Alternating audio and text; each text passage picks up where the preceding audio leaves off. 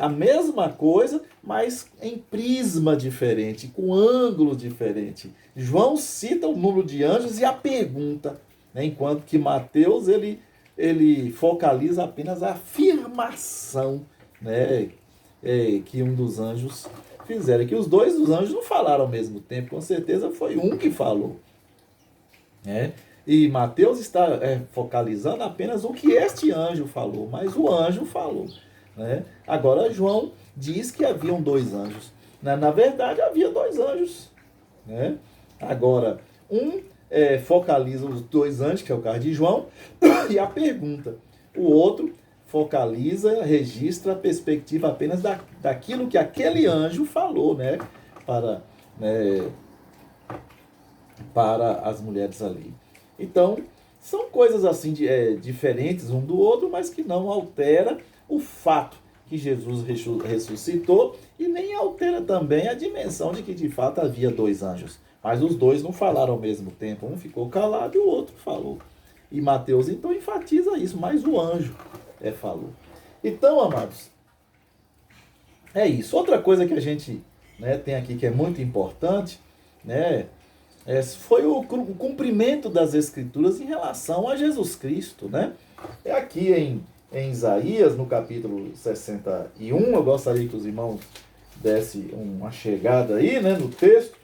Isaías 61, um texto bastante conhecido, diz assim, ó, 1-3: O Espírito do Senhor está sobre mim, porque o Senhor me ungiu para pregar as boas novas aos quebrantados, enviou-me a curar os quebrantados de coração, a proclamar a libertação aos cativos e a pôr liberdade aos algemados, a pregoar o ano aceitável do Senhor, o dia da vingança do nosso Deus, a consolar todos que choram, e a pôr sobre os que em Sião estão de luto, uma coroa em vez de cinzas, óleo de alegria em vez de pranto, vez de louvor em vez de espírito angustiado, a fim de que se chamem carvalho de justiça, plantados pelo Senhor para a sua glória.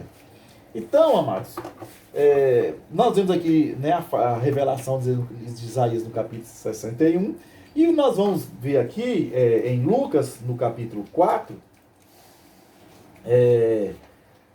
o cumprimento delas em Jesus e Jesus enfatizando o cumprimento.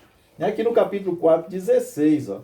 Então Jesus vai ao templo, ali na sinagoga, né, no verso 17 diz, né, então lhe deram o livro do profeta Isaías para ler, né, e deram Jesus para ler, né.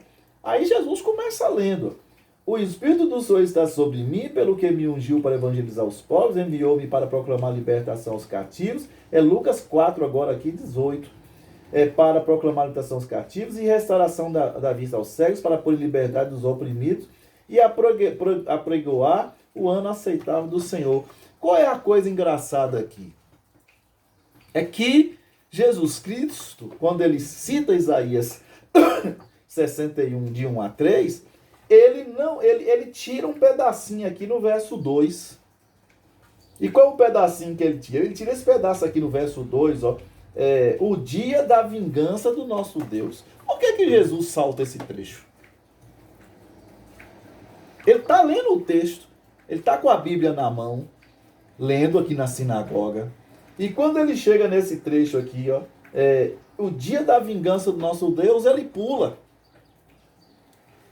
Por que ele pula?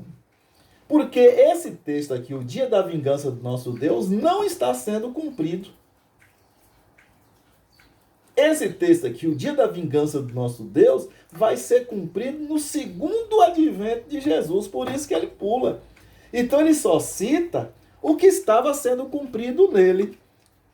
Porque Jesus veio para quê? Para dar libertação, né, aos cativos, apregoar o aceitável do Senhor, curar os quebrantados. Isso Jesus veio fazer.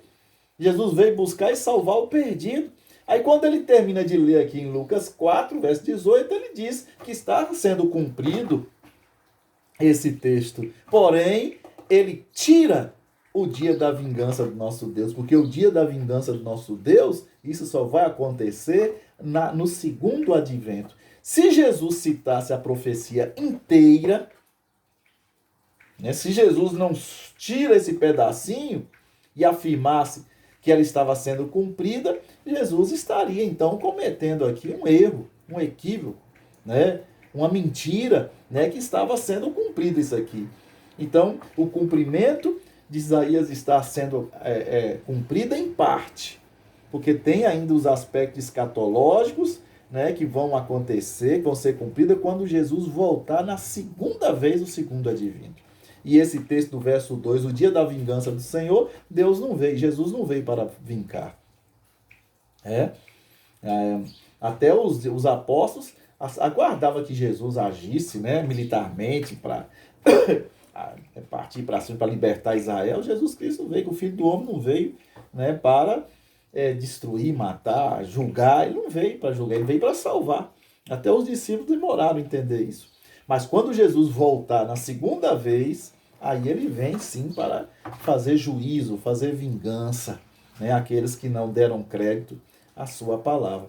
Então são essas coisas que você tem que prestar atenção, porque aqui no verso 18 de Lucas 4, quando Jesus cita que está cumprindo neles aí 61, Jesus pula um pedacinho, né? E se você não tiver a noção clara, você não vai entender por que ele fez isso. Então, meus irmãos, eu quero então concluir o estudo de hoje, né?